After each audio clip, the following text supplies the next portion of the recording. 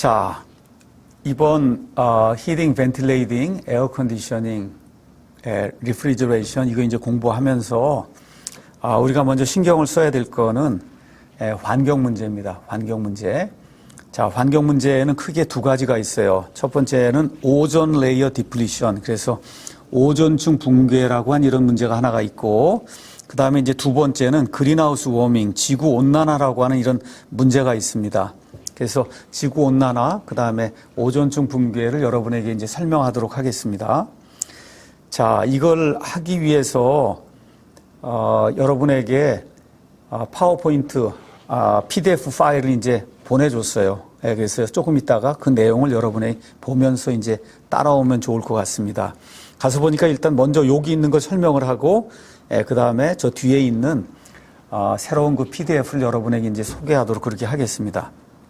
첫 번째 뭐라고 되어 있냐 하면 클로로플로로카본스. 이거를 우리가 이제 간단하게 앞에 C, 그 다음에 F, 그 다음에 C, 그 다음에 S 이걸 따서 CFC라고 이제 보통 얘기해요. 우리나라 사람들은 이제 CFC라고 이야기하지 않고 프레온이라고 이야기하는데 프레온은 이제 틀린 말이고 CFC가 이제 맞는 겁니다. 가서 보면 클로로플로로카본 CFC가 destroy the ozone layer. 오존층을 붕괴한다. 오존층은 뭐냐 하면 a shield against UV radiation 이렇게 돼요. UV 레디에이션에 대해서 보호막 장치를 하고 있는 오존층을 붕괴한다. 이거 조금 이따 이제 설명하겠습니다. 자, 그럼 CFC에는 어떤 것이 있냐? 우리가 이제 여기 이번 학기에 이제 공부하겠습니다. 여기 뒤에 가면 여기 R 번호가 붙어 있는데 R이라고 하는 거는 리프리저런트라는 거예요. 냉매라는 거예요. 그래서 R12, R11, R113, R114, R13 뭐 이런 것들이 이제 나와 있습니다. 여기에 대해서 자세하게 나중에 이제 공부를 할 겁니다. 자, 그 다음에 또 뭐라고 써 있냐면 They CFCs are partly responsible for the greenhouse warming of the earth 이렇게 돼 있어요. 그래서 지구 온난화에도 CFC가 어느 정도 책임이 있다 이렇게 이제 이야기가 돼 있고, 그래서 CFC 이 문제를 해결하기 위해서 1987년에 캐나다 몬트리올에서 세계 여러 나라들이 CFC 규제를 위한 이와 같은 의정서 아니면 협정을 맺었어요. 그 협정을 우리가 몬트리올 프로토콜이다. 이제 그렇게 이야기한다. 그래서 원래 몬트리올 프로토콜에 따르면은 CFC는 선진국의 경우 1996년 1월 1일까지 완전히 다 지구상에서 없애는 걸로 이렇게 이제 돼 있고, 개발도상국은 조금 더 유예를 줬어요. 그래서 지금 전 세계가 오존층 붕괴를 일으키지 않는 그런 냉매를 사용해서 그래서 냉동 아니면 공기조화를 지금 이루고 있다. 그것만 여러분에게 이제 말씀을 드리고 조금 더 이 문제를 설명을 하도록 하겠습니다. 이 그림을 한번 보도록 하겠습니다. 가서 보니까 여기 오존 레이어 이렇게 이제 돼 있어요. 여기 이제 지구가 있고 지구. 그다음에 여기 지구가 있고 여기 가서 보면 여기 이제 태양이 있습니다. 태양에서 이제 UV radiation, ultraviolet 자외선이 이제 들어오게 되는데, 가면 오존 레이어가 있다는 거예요. 오존층. 자, 오존층은 어디에 있냐면 여기 가서 보면 스트래토스피어 이렇게 돼 있어요. 스트래토스피어를 우리나라 말로 이제 번역을 하면 성층권입니다. 성층권은 얼마쯤 되냐? 가서 보니까 10km에서 50km, 여기 땅에서부터 10km에서 50km. 그래서 보통 한 25km 정도 요런 데 있는 거다. 여러분 일단은 그렇게 생각을 하면 좋겠습니다. 자, 여기 오존층이라고 하는 것이 어디에 있냐면 성층권에 있는데, 이 성층권에 있는 이 오존층이 뭘 하느냐? 태양으로부터 들어오는 유해한 자외선을 막아주고 있다. 자, 그러면 이 지구상에서 오염물질이 이제 발생이 된다는 거예요. 오염물질. 그 오염물질은 크게 아까 이야기한 대로 CFC, 클로로플로로카본, 그 다음에 HCFC 이렇게 이제 나와 있는데, HCFC는 앞에 하이드로가 붙는 거예요. 그래서 하이드로클로로플로로카본 이렇게 이제 돼 있어요. 이런 것들은 아까 이야기한 것처럼 오존층을 붕괴시키는 그런 물질이에요. 어디에 이제 주로 많이 쓰이냐? 에어로솔에도 쓰이고, 그 다음에 냉매로 여기도 쓰이고, 그 다음에 이제 전자제품 같은 거 이제 만들고 나면 그러면 이걸 깨끗이 세정을 해야 돼. 이런 모든 세정제 이런 것들이 과거에는 다 오존층을 붕괴시키는 CFC, 그 다음에 HCFC 이런 가스로 이제 구성이 돼 있었습니다. 자, 이런 것들이 이제 오존층을 붕괴시키는 그런 1차적인 물질이고 그 다음에 또 뭐가 있냐면 할론이라는 게 있어요. 영어로는 헤일론 이렇게 이야기하는 거예요. 이 할론은 여러분이 할론 소화기라는 이야기를 들어봤을 거예요. 할론 소화기. 그래서 소화기 안에 들어있는 거에서 불이 나면 이걸 다 끄면은 잔재가 하나도 남지 않고 불이 이제 잘 꺼지게 됩니다.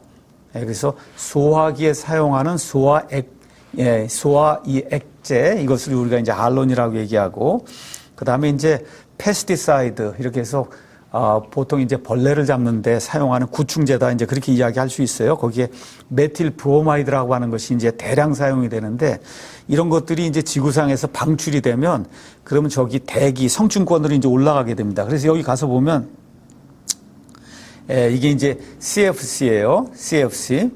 CFC 가서 보면 요 안에 카본이 있고 그 다음에 플로린이 있고 그 다음에 가서 보면 여기 하나 둘, 뭐 예를 들어 이렇게 세 개의 클로린, 염소가 있습니다.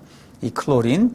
자, 그런데 이 성층권에는 뭐가 있냐면 오존이 있어요. 오존이 어느 정도 두께로 있냐면 1mm 내지 2mm 두께로 있는데 그 1mm, 2mm 그 두께로 전체 지구를 이제 감싸고 있는 거예요. 전체 지구를.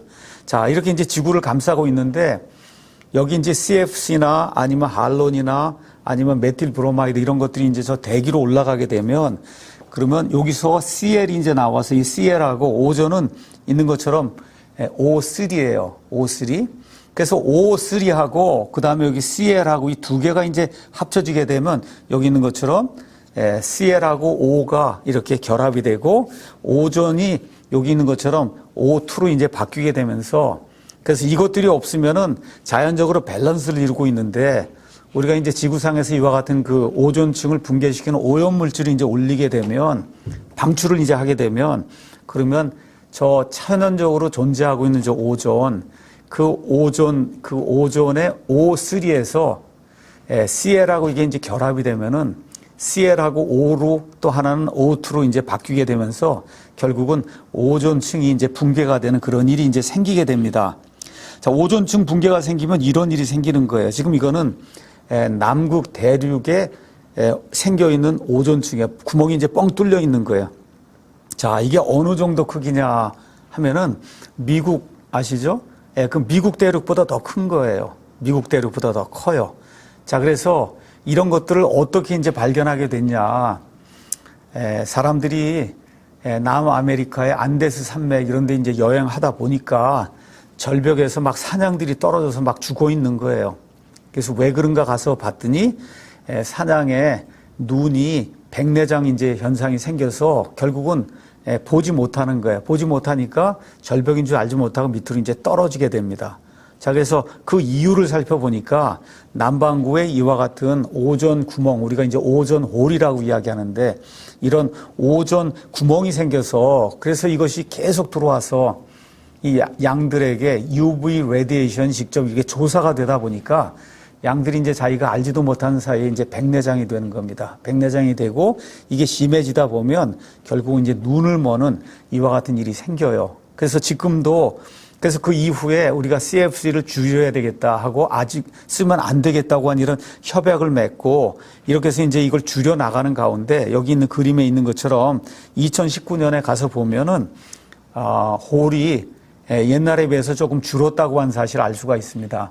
근데 이제 중요한 것이 뭐냐 하면 이 CFC 물질을 우리가 이제 방출을 하면 그러면 이게 얼마 정도 이 대기권에 머무느냐 이걸 우리가 atmospheric lifetime 그렇게 이야기합니다. 보통 100년 머물러요. 그러니까 지금부터 100년 전에 사용이 됐던 CFC가 아직도 대기 중에 있으면서 오존층을 붕괴시킨다는 거예요. 그러니까 저 남극에 나와 있는 저런 오존 구멍이 완전히 다 메워져서 그래서 전체가 다 이 오존층으로 이렇게 둘러싸이려면 아직도 7, 80년 더 가야 된다는 거, 그걸 위해서 지금 과학자들이 노력하고 있다는 거, 그걸 여러분이 좀 기억을 하면 좋을 것입니다. 이게 이제 오존층 붕괴에 대한 거고, 오존층 붕괴 때문에 생기는 이와 같은 그 효과에 대해서는 여러분에게 잠시 이따 이제 설명을 좀 하도록 하겠습니다. 자, 그러면 오존층 붕괴 때문에 인간에게 어떠한 영향이 미치는지 여러분에게 이제 설명을 하도록 하겠습니다. 아까 이야기한 대로 가장 중요한 것 중에 하나는 백내장이 이제 생긴다는 겁니다. 그 다음에 이제 미국 사람들 또 유럽 사람들은 이제 피부가 이제 하얀데 이 UV 레디에이션, 이 UV 자외선이 이제 그대로 들어오게 되면 피부암의 발생률이 이제 증가하게 됩니다. 또 피부에 화상과 같은 홍반을 일으키기도 합니다.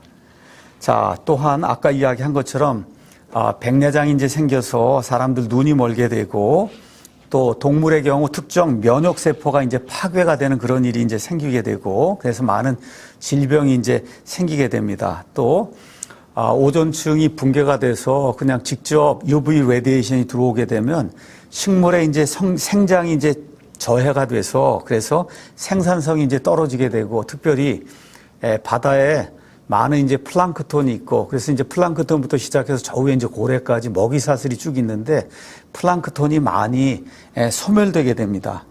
이렇게 이제 되다 보니까 바다에 사는 이와 같은 어류들도 직접적인 이런 타격을 받을 수밖에 없어요. 또 곤충들이 이제 피해를 입게 돼서 식물이라든지 여러 가지 이제 과일의 이제 수확 감소가 이제 생기게 되고 또한 물이라든지 여러 생태계에 이제 변화가 이제 생기게 됩니다. 자, 그래서 이런 그 오존층 붕괴라고 하는 것이 인간의 그 삶에 대단히 큰 영향을 미친다. 이번 학기 이제 여러분이 냉동 공기조화 이거 공부하면서 이제 오존층 붕괴, 그 다음에 조금 이따 이제 설명하게 될 지구 온난화 이런 거를 잘 이해하고 세상에 이제 나가야 돼요. 여러분이 이제 뭐 LG를 가든 뭐 삼성을 가든 어디 가서 인터뷰를 이제 하게 되면 그러면 냉동 공기조화 쪽으로 이제 가게 되면 그럼 여러분에게 이제 물을 겁니다. CFC가 뭐냐? 그래서 또 오존층 붕괴가 뭐냐? 오존층 붕괴 때문에 생기는 영향이 뭐냐? 뭐 이런 거 정도는 여러분이 기본 상식으로 알고 들어가야 인터뷰를 할 수 있다. 그래서 이번 중간고사 이거 보기 전에 내가 몇 가지 토픽을 여러분에게 이제 알려줄 거예요. 그래서 그 토픽에 대해서 A4 용지 하나 정도, 이 정도를 써서 여러분이 앞으로 면접도 하고, 그 다음에 또 이 세상 살아나가면서 다른 사람들에게 좋은 상식도 가르쳐 주고 이렇게 하기 위해서 몇 가지 토픽에 대해서 여러분 글로 이렇게 정돈해서 보고서 형식으로 내라고 이제 이야기를 할 테니까 여러분이 그렇게 이제 기억을 하면 됩니다. 자, 오존에는 이제 두 종류가 있어요. 저 성층권에 있는 오존, 이건 우리에게 굉장히 좋은 겁니다. 성층권에 있는 오존. 그런데 우리가 이제 여름철이 되면 특별히 여름철에 대해서 이제 굉장히 날씨가 이제 뜨거워지면은 그러면 오존이 발생하기 때문에 그래서 오존 경보 아니면 주의보 뭐 이런 것들이 이제 발동이 됩니다. 자, 그래서 이런 것들은 인체에 매우 유해한 거예요. 그래서 지표 근처에서 발생하는 질소 화합물의 2차 생성물 때문에 생기는 그런 오존은 광화학 스모그의 원인 물질 중에 하나로서 인체에 아주 매우 유해합니다. 그래서 여름철에 생기는 우리 주변에서 생기는 이런 그 오존은 매우 유해한 거기 때문에 우리가 그와 같은 환경에 노출되지 않도록 이제 그렇게 이제 노력을 해야 됩니다. 자, 그 다음에 이제 여기 오존층 이야기를 하면서 우리가 이제 좀 하나 좀 다뤄야 될 게 있어요. 그건 뭐냐 하면 오존층 두께를 이야기하는데 그 오존층 아까 그 구멍 그런 걸 이야기했는데 그 오존층의 두께를 이제 재려고 할 때는 그 오존 농도를 나타낼 때 답슨 유닛이라는 걸 사용합니다. 답슨 유닛. 그래서 어느 정도가 이제 돼야 되냐 하면 200에서 400 답슨 유닛이 돼야 그래야 오존 구멍이 파괴되지 않았다. 이제 그렇게 이제 이야기하고 있어요. 그래서 오존층 파괴가 이제 봄이 되면은 남극에 이제 심하게 되는데 200 답슨 이하로 이제 밑으로 떨어지게 되면 그럼 UV 레디에이션 직접 들어오기 때문에 이러면 오존 구멍이 생기는 거다. 이제 그렇게 이야기하는 거예요. 자, 그러면 100 답슨 유닛이 어느 정도 두께냐? 1mm 정도입니다. 그러니까 저 성층권에 있는 오존층이 뭐 이렇게 두꺼운 게 아니라 전 지구를 이렇게 덮고 있는데 그 두께가 보통 2mm에서 4mm 정도 되는 게 이게 정상이다. 그것만 이제 여러분이 이해를 하면 되겠고, 그 다음에 오존층을 붕괴시키는 그와 같은 그 능력을 우리가 오존 디플리션 포텐셜이다. 이제 그렇게 이야기해요. 오존 디플리션 포텐셜. 그래서 오존 디플리션 포텐셜은 나중에 이제 또 공부를 하겠지만 CFC에는 종류가 이제 많아요. 클로로플로로카본. 여기 가운데 CFC11이라는 거예요. R11이라고 하는 게 있어요. 그 11을 1이라고 놓고 그것과 상대적인 비교를 통해서 그것보다 더 많으면 뭐 1.5도 되고 그것보다 작으면 0.2도 되고 이제 이렇게 해서 오존층 파괴 지수를 정한다고 하는 거, 그거를 여러분이 잘 이해하면 좋을 것 같습니다. 그래서 보통 우리가 프레온 가스라고 이야기할 때 이 CFC11, 그 다음에 CFC12, 그 다음에 CFC113, CFC114, 그 다음에 CFC502 뭐 이런 것들이 있다. 이 냉매 종류에 대해서는 이번에 우리가 이제 냉동을 공부하기 때문에 이제 냉동 공부하면서 냉동기를 구성할 때 거기에 가장 필요한 것이 냉매예요. 그래서 이 냉매는 굉장히 중요하기 때문에 지금 냉동 공기조화 산업에서 사용이 되고 있는, 또 지금까지 많이 사용이 됐던, 왜 이런 것들이 문제가 됐고 지금은 왜 이런 것들을 사용하고 앞으로는 이런 방식으로 이런 형태의 냉매가 이제 사용이 될 거다. 또 이런 것뿐만 아니라 우리가 이제 베이퍼 컴프레션 사이클도 이제 공부하게 되고, 그러니까 증기 압축식 냉동기도 공부하게 되고, 또 증기 흡수식 냉동기도 이제 공부를 하게 됩니다. 그래서 증기 흡수식 이제 냉동기를 가게 되면 그때는 보통 우리가 CFC라고 하는 이와 같은 화학 물질을 사용하지 않고 암모니아하고 물, 이와 같은 혼합 매체, 아니면 리튬 브로마이드하고 물, 이와 같은 혼합 매체를 사용해요. 그래서 흡수식 냉동하고 그 다음에 증기 압축식 냉동하고 이 두 개가 어떤 차이가 있느냐, 이런 것들도 이제 여러분에게 이야기를 해줄 겁니다. 자, 그래서 아까 이야기한 것처럼 오존층 붕괴, 이게 자, 그 다음에 아까 이 오존, 성층권에 있는 오존 말고 이 지표면에 있는 오존도 있다고 이야기를 했어요. 자, 왜 이 오존이 나쁜가 여러분에게 이제 잠시 설명을 더 하도록 하겠습니다. 이 오존은 O3예요. O3. 자, 이제 이렇게 이제 돼서 무겁습니다. 이게 무거워서 이 밑으로 이제 가라앉으려고 하는데 공기보다 이제 무거워서 이게 이제 발생하게 되면 오존은 산화력이 강하기 때문에 눈을 자극하고 또 물의 난용성이라 잘 녹질 않아요. 그래서 쉽게 심부까지 이제 도달해서 폐수종 아니면 폐충혈 같은 이와 같은 치명적인 염증 현상 이런 걸 이제 일으키게 됩니다. 근데 오존은 조금 냄새가 있어요. 무색의 마늘 냄새, 오는 생선 냄새 같은 그런 그 냄새가 이제 나게 됩니다. 자, 그래서 이 오존 같은 경우 이 지표면에 있는 것은 10ppm 이하가 이제 돼야 돼요. 그 이상이 되면 그러면 인체에 매우 유해합니다. 화학적으로 활성도가 이제 굉장히 높기 때문에 방사선하고 비슷하게 DNA, 그 다음에 RNA, 이런 거에까지 이제 작용을 해서 사람 몸에 있는 유전자의 변화를 가져올 수도 있다. 그래서 이 오존에 대해서, 지표면에 있는 오존에 대해서는 조금 좀 우리가 주의를 기울여야 한다. 농도와 그 영향에 대해서는 잠깐 이야기하면 이 지표면에 있는 오존 농도가 한 0.1 ppm 이 정도가 되면 그러면 조금 냄새를 이제 느낄 수가 있고, 0.3 ppm 정도가 되면 그러면 이렇게 코라든지 이 기도에 이제 통증을 이제 유발할 수가 있고, 0.8에서 1.7 ppm 이렇게 되면 눈, 코를 이제 자극하고, 그래서 구강이나 비강에 건조병이 이제 생길 수도 있고, 그다음에 9 ppm이 넘게 되면 폐수종, 그다음에 폐출혈, 폐부종, 급성 기관지염 이런 것도 이제 발생하기 때문에 여름철에 오존 경보가 이제 발생하게 되면 특별히 아이들 가지고 있는 그런 부모들은 그럼 빨리 아이들을 집 안으로 이렇게 안전한 데로 이제 대피를 시켜야 됩니다. 자, 이번 학기에 어쨌든 냉동 공기조화 이걸 이제 공부하기 때문에 그래서 CFC 종류의 냉매를 사용하는 베이퍼 컴프레션 냉동기, 그 다음에 CFC 종류의 다른 종류가 아닌 다른 냉매 이걸 사용하는 흡수식 냉동기, 이 두 가지를 우리가 이제 공부할 겁니다.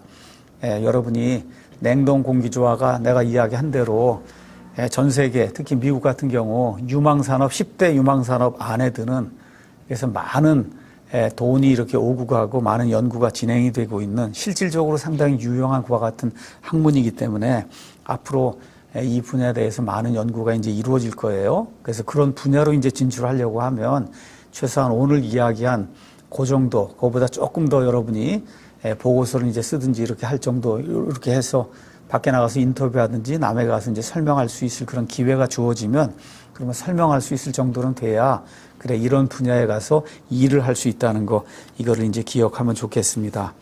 일단 오늘 두 번째 강의는 여기까지 하고 세 번째 강의 다음에는 지구 온난화를 내가 설명하도록 그렇게 이제 하겠습니다.